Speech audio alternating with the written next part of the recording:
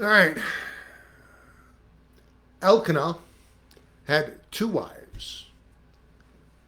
The other wife bore him children, but Hannah had no children.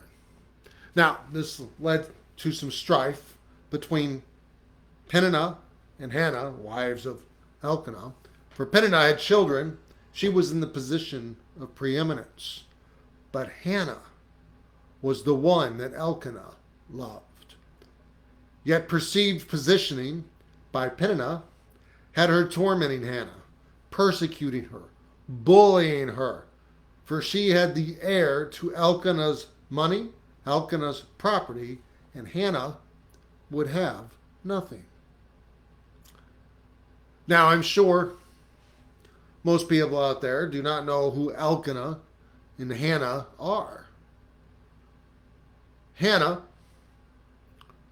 is the mother of Samuel, the last prophet, the prophet who ordained the first king.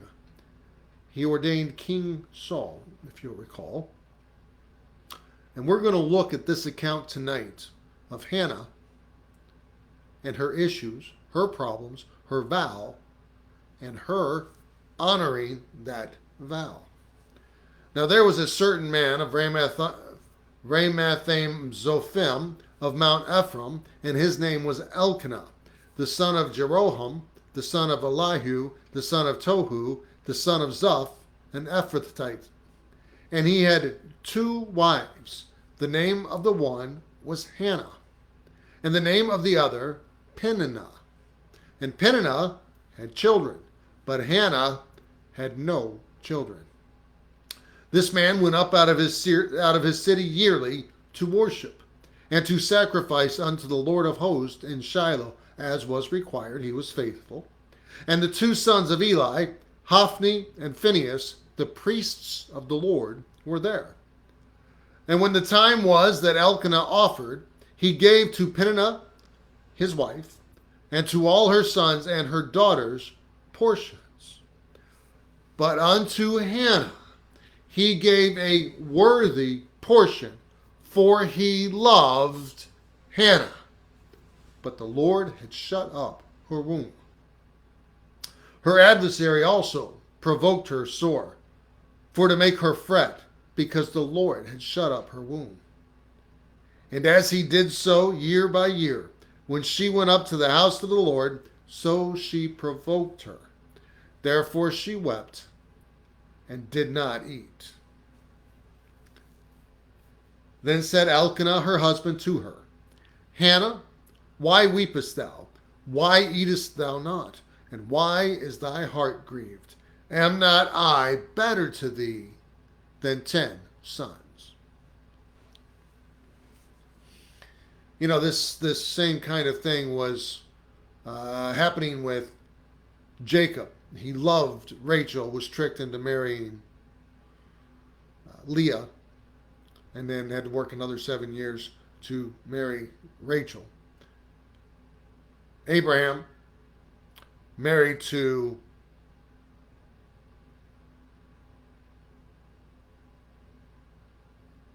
I'm drawing a blank. Abraham married to his wife, Sarah. There we go. Sarah could not have children, so she gave her maid Hagar to Abraham for him to go in under her so that he might have heirs and they might make God's will happen. It's a common event in the Old Testament. But this one's a little different. Hannah and Elkanah, Peninnah, love triangle, which, by the way, Elkanah sees that she's upset. And he says, am I not better to you than 10 sons? He's done everything he can to make her happy, to show her she is loved. He's trying to console the woman he loves, even though it's meaningless, because a woman in her status, childless, has no status. in society back then. In that day, the heir, the man child, the firstborn man child, brought the standing, the status, the reputation to the woman who bore him. So Peninnah, to the outside world, was the favored wife. And she took that status and she tormented Hannah, just as Hagar vexed Sarah. And then Sarah turned around, vexed, tormented, and persecuted Hagar. So Hannah rose up after they had eaten in Shiloh, and after they had drunk, after the sacrifices. Now Eli the priest sat upon a seat by the post of the temple of the Lord. And she was in bitterness of soul, and prayed unto the Lord, and wept sore. And she vowed a vow. Now I'm going to stop right here for one moment. Oh, we'll cover that in a second. And said, O Lord of hosts, if thou wilt indeed look on the inflection of thine handmaid, and remember me, and not forget thine handmaid, but wilt give unto thine handmaid a man child, then I will give him unto the Lord all the days of his life, and there shall no razor come upon his head. Now, once before, we talked of rash vows and their consequences. Here we have the vow made and the very specific details she gave for it. She states that if the Lord gives her a son, she would dedicate him to the Lord all the days of his life. Not hers, but his life. The life of the child was the promise that she made. That if you give me a son, all the days of his life, he will serve you. If you remember, Jephthah came home and made a rash vow. So the first thing that comes out of my door, I will sacrifice to the Lord. Expecting a dog, a cow, something. I don't know what he was expecting. I don't know what he was thinking. But the first thing out of that door was his only daughter. And Jephthah put her aside to God's service.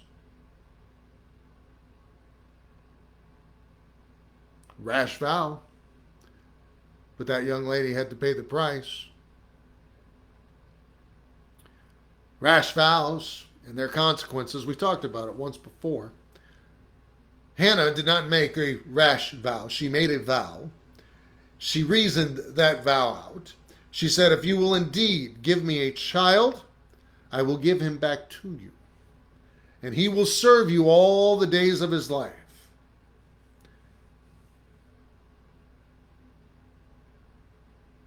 Here's an interesting part. If you know Samuel and Eli, this is very, very interesting. And it came to pass, as she continued praying before the Lord, that Eli marked her mouth, saw her speaking, but he heard no sounds. Hannah spake in her heart, only her lips moved, but her voice was not heard. Therefore Eli thought she had been drunken. Eli's projecting. Eli wasn't a good priest, wasn't a moral priest. His sons were running rampant over the children of Israel. So when he saw her mouthing the words but not saying anything, he thought she was drunk, because that's how he lived his life, drunk. And Eli said unto her, how long wilt thou be drunken? Put away thy wine from thee.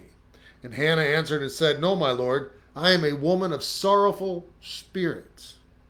I have drunk neither wine nor strong drink, but have poured out my soul before the Lord. She was praying. He thought she was drunk. Count not thine handmaid for a daughter of Belial. For out of the abundance of my complaint and grief have I spoken hitherto. I find it quite interesting, knowing what we know of Eli. His first thought is, she's drunk. She was not drunk. She was in soul-stirring agony, praying for a son, praying for her life, praying for a relief from her predicament. She has a contorted and anguished face, but making no noise. And for that, she is mistaken for being under the influence. She states her case very earnestly to Eli. I mean, he's still the priest of the Lord, and the office of the high priest is worthy of respect. Then Eli answered and said, "Go in peace, and the God of Israel grant thee thy petition that thou hast asked of him." And she said, "Let thine handmaid find grace in thy sight." So the woman went her way, did eat, and her countenance was no more sad. She had faith that her prayer was going to be answered. The high priest joined his voice with hers in raising the petition before God. She has her blessing from the high priest. So now she gets to relax, eat, wash up, which always makes you feel better. 1 Samuel 1:19.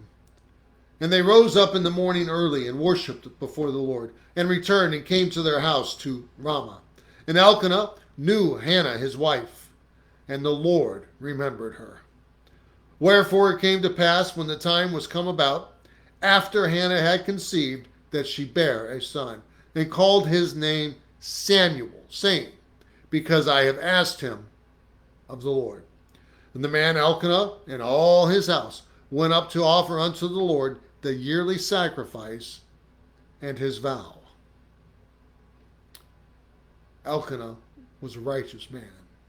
But Hannah went not up, for she said unto her husband, I will not go up until the child be weaned, and then I will bring him, that he may appear before the Lord, and there abide forever. And Elkanah, her husband, said unto her, Do what seemeth thee good. Tarry until thou have weaned him, only the Lord establish his word. So the woman abode, and gave her son suck until she weaned him. She nursed him until he got a little older. Hannah must have told Elkanah everything. They were in a love marriage. They loved, they were friends, they talked.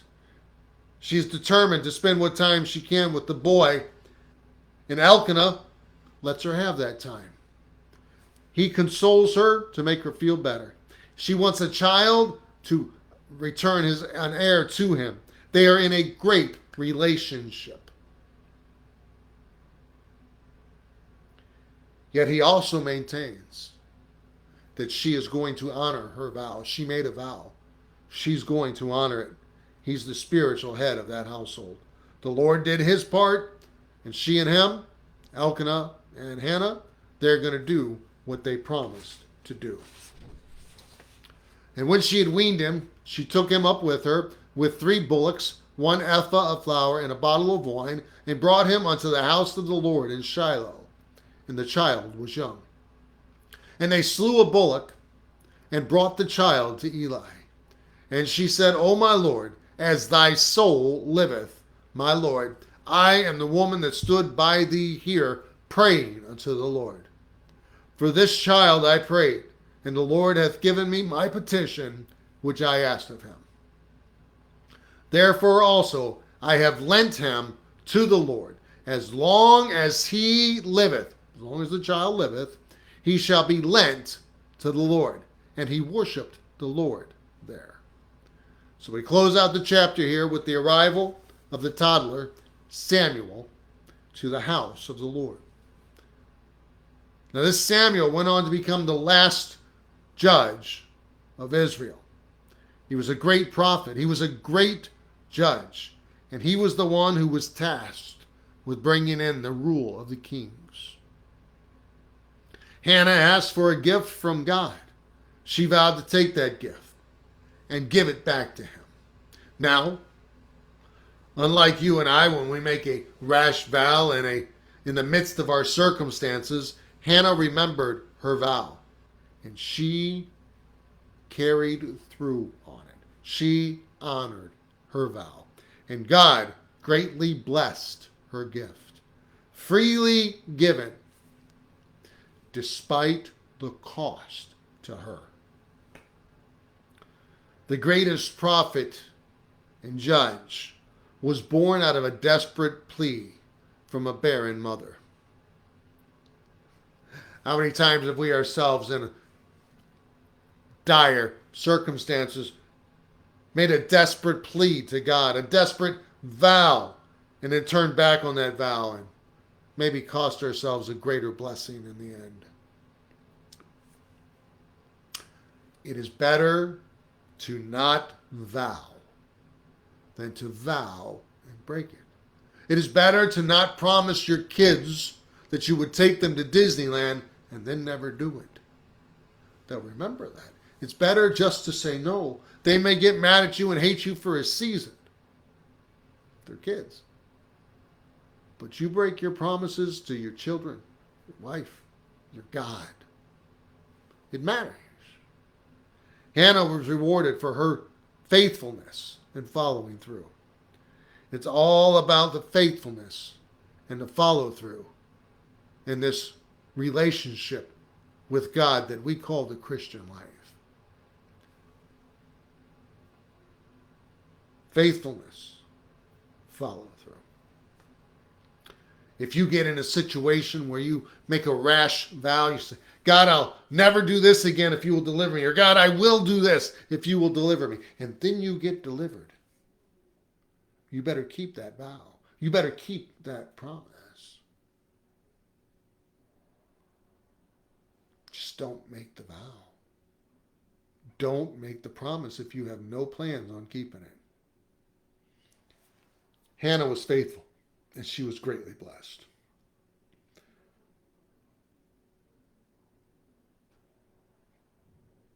Her faithfulness is an example to all throughout the ages.